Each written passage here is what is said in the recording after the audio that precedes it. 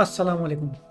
मेरा नाम फ़हद बलोच है और आज हमने जो है वो एक नई अपडेट देखी कारसास कार एक्सीडेंट में कि जो मुलजिमा है नताशा, उसकी एक और एफआईआर दर्ज कर दी गई है 242/2024 पीएस भादराबाद के अंदर, जिस एफआईआर में प्रोहिबिशन ऑफ इन्फोर्समेंट ऑफ हद ऑर्डिनेंस जो है वो लगाई गई है, जिसके तहत जो है वो जो हमारे कहते हैं ना उसको 11वें सेक्शन के तहत, जो मैं आपको स्क्रीन पे दिखा देता हूँ कि जो भी बंदा जो है वो ड्रिंक करके गाड़ी चला रहा होता है या ड्रिंक किया हुआ होता है तो उस पर वो लगती है।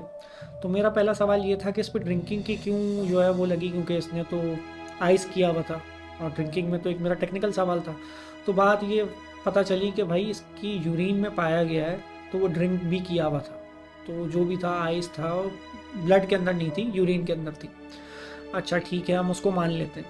पर इशू मेन ये है कि एक केस गुजरा है PLD 2018 सुप्रीम कोर्ट 545, सुगरा बीबी। सुगरा बीबी जिनके बेटे को जो है वो पुलिस एनकाउंटर में मार दिया गया था और वो अपनी एक एफआईआर कटाने के लिए अपने बेटे के खिलाफ उनकी एक एफआईआर कटी थी और एक एफआईआर वो इसी केस की कटाने के लिए जो है वो सुप्रीम कोर्ट तक गई और उनकी एप्लीकेशन रिजेक्ट हो गई थी इसी बेसिस पे कि एक केस की दो एफआईआर नहीं की जा सकती। आप पहले वाली एफआईआर को ही मजबूत करें, पहले वाली एफआईआर के अंदर ही 173 का जो चालान है सप्लीमेंट्री चालान करके उसको मजबूत करें और जो है उसी के अंदर सेक्शन इंसर्ट करें। तो स्टेट खुद पार्टी बन गई है इस नई एफआईआर के अंदर, लेकिन उसने 173 की रिपोर्ट में इसको इंसर्ट नहीं किया, जिसके कुछ ड्रॉबैक्स आ सकते हैं। पहला ड्रॉबैक तो यही आएगा कि स्टेट पार्टी बन जाता है तो ऐसी केसेस का जो एक अंजाम होता है ना, वो ये होता है कि स्टेट बाद में सी क्लास कर देता है एफआईआर को। और वो कैसे करता है वो आप सब जानते हैं और मैं भी जानता हूँ कि कैसे स्टेट जो है सी क्लास कर देता है एफआईआर इन्वेस्टिगेशन को। तो इसको सी क्लास तो हम होने नहीं देंगे। हमारा मानना ये है, कहना ये है कि आप 173 के चालान में इसको इंसर्ट करें, हमारा केस मजबूत करें। जो एक केस बना हुआ है ऑलरेडी उसको मजबूत करें कि अगली कोर्ट में ये जाके बरी ना हो जाए। वरना तो सुप्रीम कोर्ट की जब एक रूलिंग दी गई है तो हाई कोर्ट भी उसी को मानेगा और लोअर कोर्ट भी चले अगर कुछ सज़ा दे देता है तो आगे चल के वो अपील में चेंज हो जाएगी। तो ये एक अहम इशू आया है इसके अंदर। इस इशू को हमने एड्रेस करना है, इसके लिए हमें प्रोटेस्ट करना पड़ा हम प्रोटेस्ट करेंगे, हमें कुछ और करना पड़ा हम वो करेंगे, लेकिन हम ये सही करा के रहेंगे, पहली चीज़। दूसरी चीज़ ये है कि कहा जा रहा है कि जेल में फेवर दी जा रही हैं, ये दिया जा रहा है वो दिया जा रहा है, न्यूज़ भी है, न्यूज़ अपडेट्स हैं। बहुत सारे जर्नलिस्ट ने मुझे कांटेक्ट किया, बोला भाई आप तो कन्वीनियर हैं जेल में और आपके होते हुए ये हो रहा है। तो मैं ये बताता चलूँ कि अगर ऐसी कोई भी फैसिलिटी दी जाएगी तो हम उसको डिनाई करेंगे और हम उसके इंस्पेक्शन के लिए पहले ही दरख्वास्त कोर्ट में लगा चुके हैं और उसके इंस्पेक्शन के लिए जो है वो उज़ैर गौरी भाई जो हैं वो उसके ज़िम्मेदार हैं, वो देखेंगे कि इसका इंस्पेक्शन किस तरह कराना है और इसका इंस्पेक्शन करा के ये फैसिलिटीज़ चेक की जाएंगी कि क्या क्या फैसिलिटीज़ दी जा रही हैं और क्यों दी जा रही हैं, किस बेसिस पे दी जा रही हैं। सबको दी जाएँ अगर दी जा रही है इनको।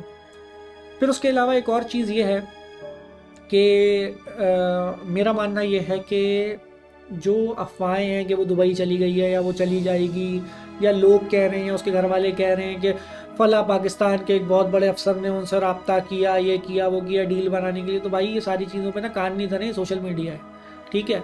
और वो जिन बड़े अफसर का नाम ले रहे हैं उन तक तो जाने की उनकी औकात भी नहीं होगी, ठीक है, कि वो जिन साहब का नाम ले रहा है, अगर मैं यहाँ पे उनका नाम ले लूँ तो वो पूरे पाकिस्तान में रेडें पड़ना शुरू हो जाएंगी। लेकिन बात ये है कि मैं नाम नहीं ले रहा हूँ उनका, सोशल मीडिया पे उनको इस्तेमाल ना करें।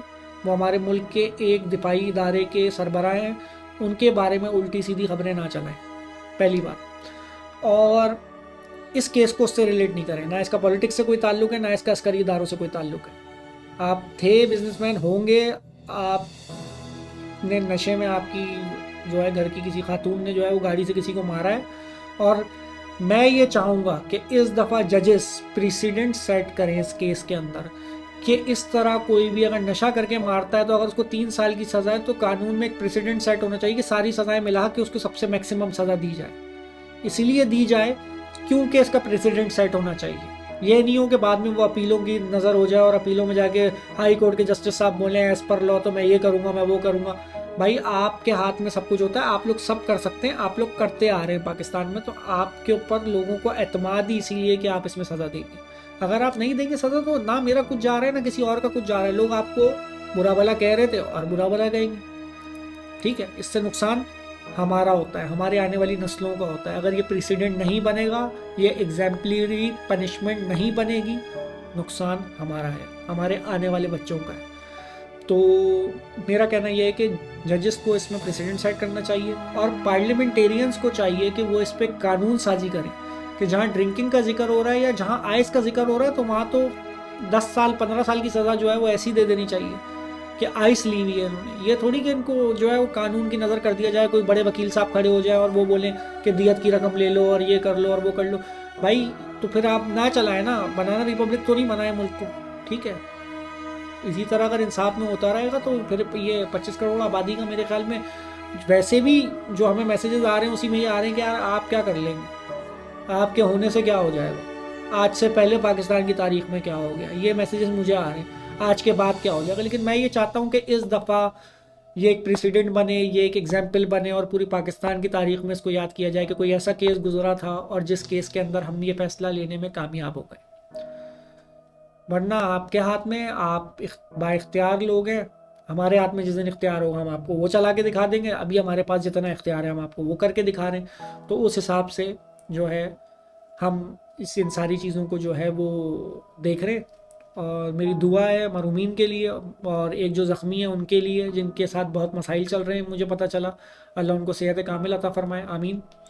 और मेरी दुआ है इस पूरी पाकिस्तानी कौम के लिए कि वो इस केस में साथ जुड़ के हम आवाज़ हो के प्रोटेस्ट करें और प्रोटेस्ट में हमारा साथ दें, और अगर नहीं दे सकते तो कम से कम हमारे लिए दुआ करें। आप सबका अल्लाह ताला हामी और नासिर हो। थैंक यू वेरी मच, जज़ाकल्लाह।